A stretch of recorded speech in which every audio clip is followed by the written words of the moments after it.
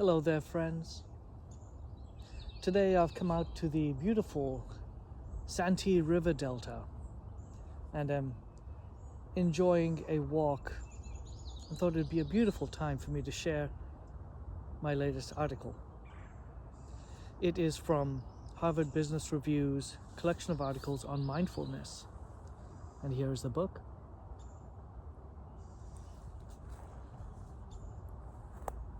The title of today's article is "There Are Risks to Mindfulness at Work." It is a short article and an interesting one for us to enjoy, especially if you are lucky enough to have a beautiful walk today instead of being at work. Risking yourself with mindfulness. The author is David Grendel. I'll share a little bit about David Grendel and then we'll get into the article. David Grendel is an executive coach, leadership development specialist, and a psychiatrist based in Boston. He is founder and director of Leading Minds Executive Coaching and a co-founder of Strategy and Mind, a leadership development and coaching company. Let's begin. There are risks to mindfulness at work. Mindfulness is close to taking on cult status in the business world. But as with any rapidly growing movement, regardless of its potential benefits, there is good reason here for caution. Championed for many years by pioneering researchers such as Ellen Langer and John Kabat-Zinn, mindfulness is a mental orientation and a set of strategies for focusing one's mind on here and now experiences, such as abdominal muscle movements during respiration or the chirping of birds outside one's window. It is rooted in ancient Eastern philosophies such as Taoism and Buddhism. Contemporary empirical research demonstrates its benefits for reducing anxiety and mental stress. David references an article here with a note. I'll share what that reference is. It is something written in Harvard Health Blog in 2014 by author Jay Corliss, work entitled "Mindfulness Meditation May Ease Anxiety, Mental Stress." David continues. A recent study suggested that it might cut the risk of stroke and heart attack as well. Mindful meditation and related practices are now widely accepted. For example, the New Republic published an article entitled "How 2014 Became the Year of Mindfulness." Mindfulness has also been featured on CBS's 60 Minutes and has been lauded by the Huffington Post. Dan Harris, a well-known ABC News correspondent, has published a best-selling book called 10% Happier, which describes his journey to discovering mindful meditation as an optimal way to manage his very publicly shared anxiety disorder. There is increasing interest in how mindfulness can be applied in clinical medicine and psychology, and some large insurance companies are even beginning to consider providing coverage for mindfulness strategies for certain patients. As an executive coach and physician, I often sing the praises of mindfulness practices and recommend them to clients to manage stress, avoid burnout, enhance leadership capacity, and steady the mind when in the midst of making important business decisions, career transitions, and personal life changes. drawing on concepts from Eastern philosophies and research evidence from contemporary neuroscience, I help some clients employ controlled breathing and similar strategies in our sessions and in their everyday lives. The reference that David shares for this statement is work published in Shambhala Sun by M. Bain. This is Your Brain on Mindfulness is the name of that work.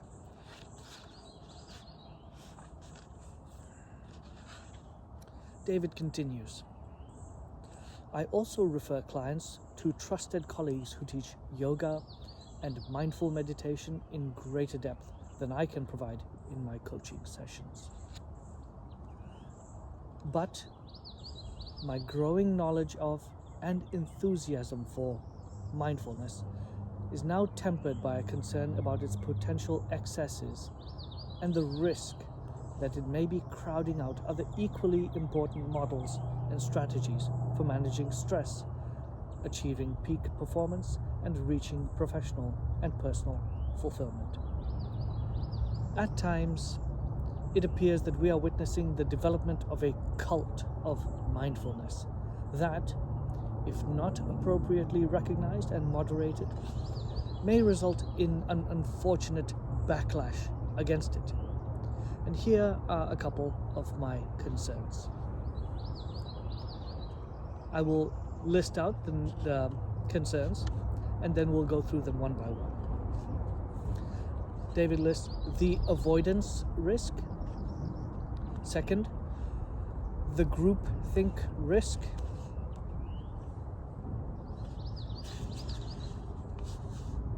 I guess those are the two concerns that David has. The avoidance risk and the groupthink risk. So let's get into the avoidance risk. Some people use mindful strategies to avoid critical thinking tasks. I've worked with clients who, instead of rationally thinking through a career challenge or ethical dilemma, prefer to disconnect from their challenges and retreat into a meditative mindset. The issue here is that some problems require more thinking, not less. Sometimes, stress is a signal that we need to consider our circumstances through greater self-reflective thought, not through mindful retreat to focused breathing or other immediate sensory experiences.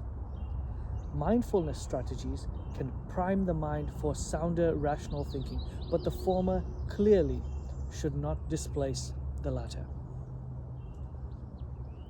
One of my clients spent so much time meditating and mindfully accepting her life on its own terms that she failed to confront underperforming workers and discipline or fire the worst offenders in her company.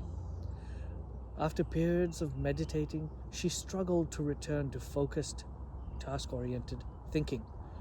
She required significant reminders and a reassurance from me that embracing Buddhist meditation does not entail tolerating substandard performance from her employees.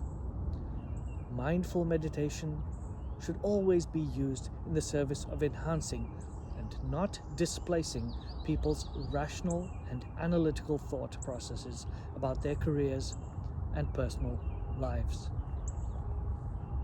So that was the first risk that David brings up, the avoidance risk.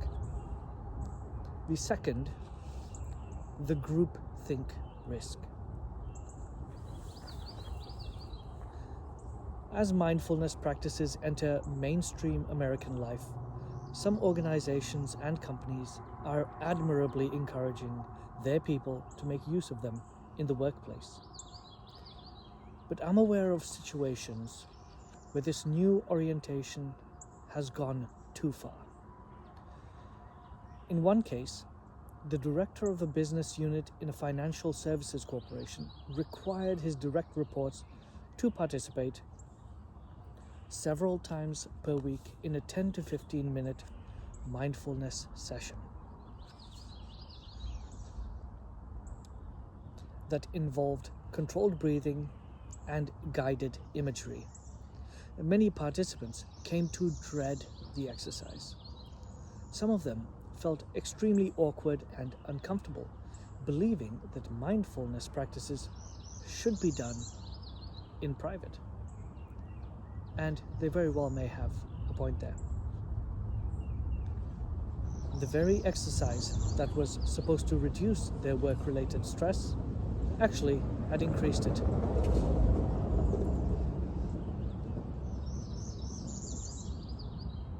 Oh, there's a vehicle that crossed by. I'll continue that sentence again.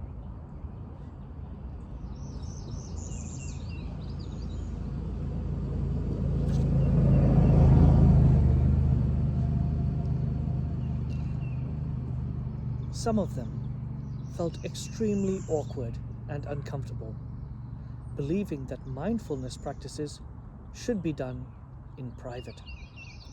The very exercise that was supposed to reduce their work-related stress actually had increased it. The practice continued for weeks until several members of the group finally gathered the courage to tell the group leader that they would strongly prefer that daily exercises be optional, with impunity for non-participants. Mindfulness is rooted in a philosophy and psychology of self-efficacy and proactive self-care. Imposing it on people in a top-down manner degrades the practice and the people who might benefit from using it on their own volition. That mindfulness has emerged as a major cultural phenomenon on the contemporary American scene, and in the business world in particular, can be good news for people dealing with stress, burnout, and other realities of the modern workplace. But mindfulness practices need to be incorporated as one among many self-chosen strategies for people aiming to cope with stress, think effectively, make sound decisions, and achieve fulfillment.